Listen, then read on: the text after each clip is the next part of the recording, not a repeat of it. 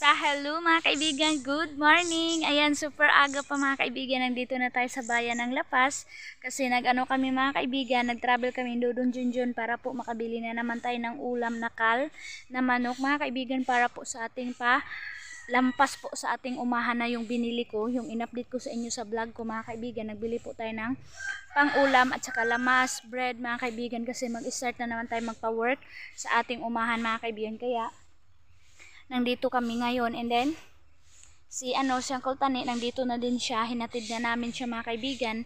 Ito yung karugtong sa vlog ko na hindi na ako naka-update kasi pumunta kami doon mga kaibigan sa sa door ng furniture mga kaibigan.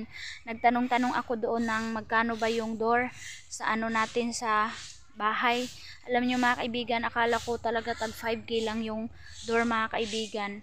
Pero naku, ngayon mga kaibigan, 9k, 10k po yung price ng mga door ngayon mga kaibigan. Kaya sabi ko, grabe ang mahal. Tapos ayun, meron na po akong napili. Kaya anuhin na lang yun mga kaibigan, update na lang ako kapag natapos na yun. Pero hiningian ako talaga ng data mga kaibigan. Ayan na sila Bingbing, punta sila sa umahan mga kaibigan. Ayan, ito din na day mga kaibigan, magpa-harvest sila Uncle Tani. Sa wakas, maka-harvest na sila. Ayan. Day, asa kay ka nagpalit ka no? Tubig? Ha? O, diha ga, tulo. Tang tang tang tang. Tong tong tong. Ayan na. Bye-bye ang pangon.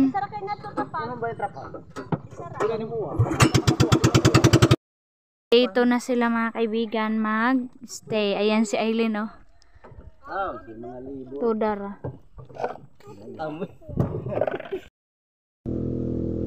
Good morning mga kaibigan. Tingnan nyo naman kung gaano kaganda yung weather namin dito. Talaga siya mga kaibigan, napakaganda talaga ng weather every morning hanggang alas 4 ng hapon or alas 5 po ng hapon. Maganda po talaga yung tempo namin dito. Nagpapasalamat kami mga kaibigan kasi nga harvest ngayon ng mga mais, August. Tapos si Bianan mga kaibigan, mamayang hapon mag-ano na siya, yung iba natuyo na po and magsaking na sila mamayang hapon, and then meron pang 51 na sako na hindi pa po nabuhos sa dryer. Kaya mamayang hapon kukunin na yung natuyo na and then ipapalit yung hindi pa nabuhos. So ngayon busy pa rin sila doon sa pagpatuyo ng mais mga kaibigan.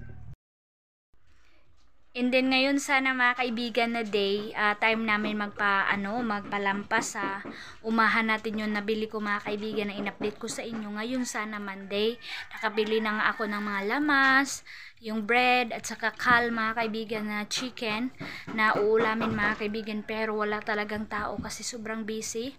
Kasi yung kailangan natin doon sa ating palampas is 15 katao mga kaibigan yung kailangan natin doon maglampas sa ating umahan na kaibigan para po mataniman namin in this month of August po.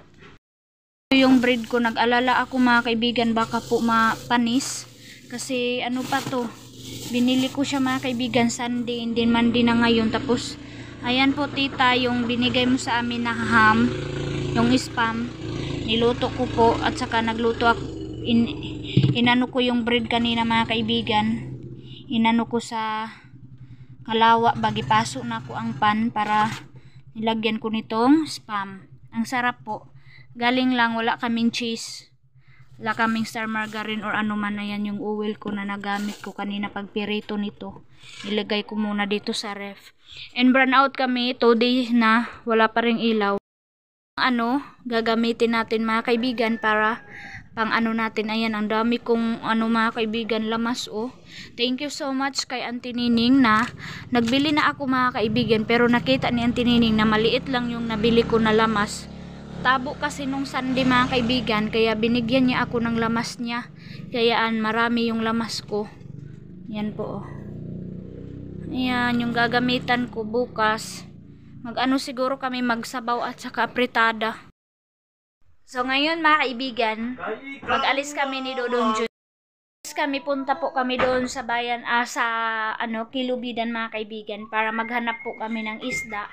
Baka kulangin kami ng manok mga kaibigan. At least meron tayong reserba na isda na tabaang mga kaibigan, kasi alam nyo naman mga lalaki malakas kumain, kaya kailangan natin magreserba para po hindi po sila makulangan sa ulam. And then sa bigas natin, ito na lang yung bigas ko. Wala na po yung stock ko dito na bigas. Ito na lang yung bigas ko mga kaibigan na natira sa pagpatrabaho natin simula pagsanggi at saka mga kaibigan, pagpatuyo. So ayan na lang yung natira at saka sa panday. Ayan po. So mga kaibigan, dito na po ako sa Kilubidan, and congratulations Kilubidan, sa wakas mayroon na po silang kuryente. Ayan po bago lang po yan nalagay mga kaibigan. Sa wakas hindi na po sila madilim pag December at saka New Year. Thank you sa mga nag-sponsor nito na malagyan sila ng ilaw. Ayan mga kaibigan Dito kami kay Manang kasi magbili kami ng isda maya. So ito po mga kaibigan, mamayang hapon po, masaking na po ito. Ayan. Na siya ba? Tuyong-tuyo na, and then yung iba, man tong wala pa nabuhos ka na. Ayan yung hindi pa nabuhos mamaya para bukas na naman mga kaibigan. And then ito mamaya lahat dito banda, papunta dito, doon. Saking na po siya mamayang hapon. So ito po yung update sa pa-harvest ni Bianan. So ayun na mga kaibigan, parang nagdagom na ba? Ayan Ayan, mayroon ng mga itim-itim sa clouds. Ayan Kaya na sila Bianan, nag-advance na po sila saking ng kanilang mais. Ayun sobrang init pa mga kaibigan, alas 12 ngayon ang oras. So dito tayo, tingnan natin sila. Update time sa wakas. Thank you Lord, nakasaking na yung mga tauhan ni Papa. So ang 3 grupo sila, mayroon doon, mayroon dito, at saka mayroon din doon mga kaibigan, kasi 3 grupo to sila mga kaibigan, kaya magsaking kasi sobrang dami, baka maabutan sila ng ulan. Yeah, excited kung ilan sako yung harvest ni Bianan mga kaibigan. Nandito banda yan sila Ayan kanta-kantahan lang ng mga mga kaibigan trabahante yung init. Ayan dito. Ay, salamat Lord. Dito sila Dito group 2 dito, group 1 doon, group 3 doon. Yan, ang dami na Makikita talaga mga kaibigan yung mga naipon nila, and then merong tagapagtahi. Ayan, ganyan siya. Parang mura gamay nga sako, no? Gamay. Taas siya pero mura gamay glawasan. Ayan po. May jacket mo. Pasui. Yan, 12 o'clock, saking time. Tapos pagkatapos dito mga kaibigan, yun naman yung ilalagayan. Kumain pa si Papa mga kaibigan, tutulong yan. Yan, shout out Ate Aileen.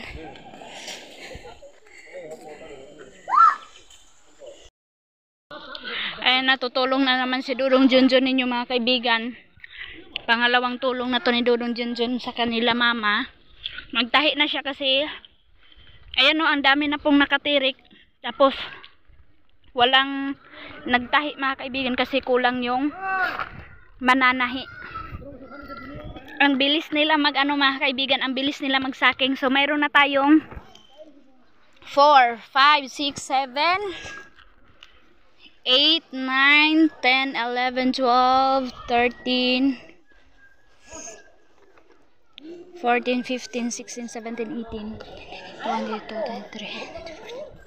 23. Yan Yan sila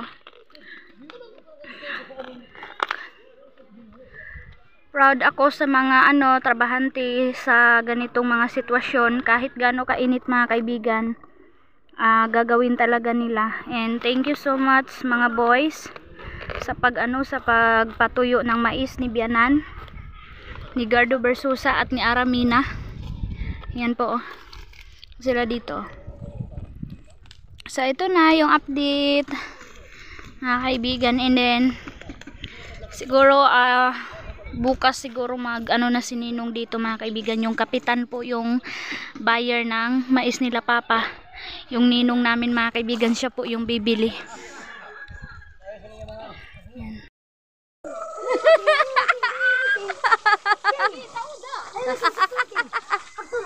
Ala. Doon na kaya la. Gausbaw ng wala. King. So ayan mga kaibigan, si King at saka si Iman. Mayroon kasing yung ulon-ulon ni Papa. Sabi niya, hinanap niya kanina mga kaibigan, pakain daw niya ng manok, tapos nilinisan ni Dudong Junjun para mabinta ni King. So ayan na sinaking na nila ni tito niya Iman para ibinta niya. And kumukuha si King doon mga kaibigan sa dryer. Kapag hindi nakatingin si Papa, sobrang tawa ko mga kaibigan. Yan, meron na silang binta. Binta na nila. Ito na. Ginawin ko. Tarungan. Yan, relax muna kami dito. Abang kami mga kaibigan sa mga boys na nagsaking ng mais. Ayan na, tapos na nila yung mga trapal. Dito na naman sila sa dryer.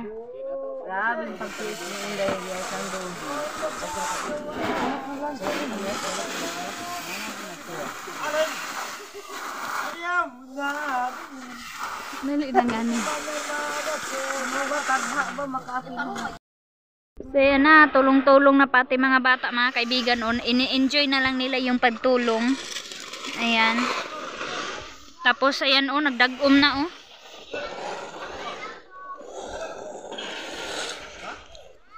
Anak ko, grabe. Grabe mga kaibigan yung kailangan nilang hakutin mga kaibigan. So ito na mga kaibigan yung pinakahirap na part sa kanilang pag alsa mga kaibigan, kasi sobrang layo doon papunta dito mga kaibigan para lang matabunan.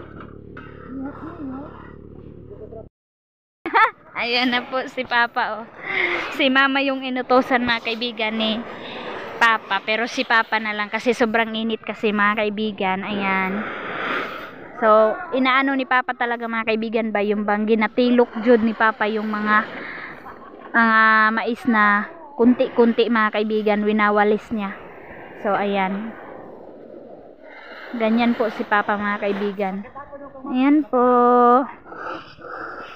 Yan si Dudong Janjan. Gusto mag-try daw si Dudong Janjan. Sige ko no. Mas kaisa lang. Try daw niya mga kaibigan kung kaya ba daw niya magpasan ng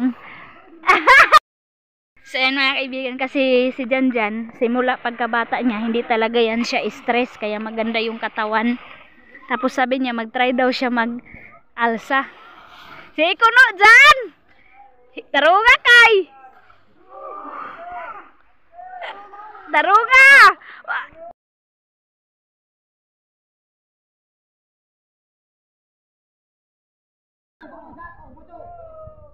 Aday, agkalo. Sige, paning ka mo tigayod. Ang kalo isa wa tanggal. Sige, plastara. Kaya. Iyan.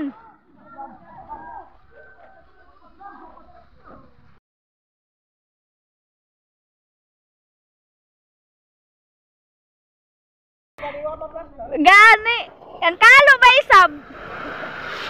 Bugatti first time. Ayan sila. Sen, tagapag-update lang tayo dito na mga kaibigan. Abe, segunda he. Dili.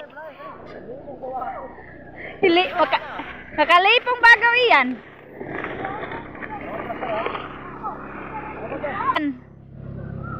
Tarong ah. Siya pa di ay. Ayaw na sa gunso ni imong kuan. Go yo. Hala, yo, tarong ayo.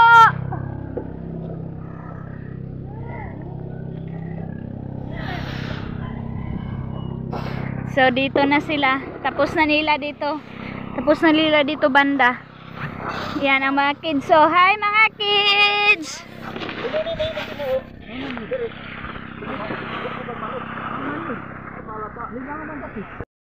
San, relax muna kasi napakainit na naman. Yan. Bigyan yung update sa pa-harvest nila Biyanan. Thank you for watching mga kaibigan.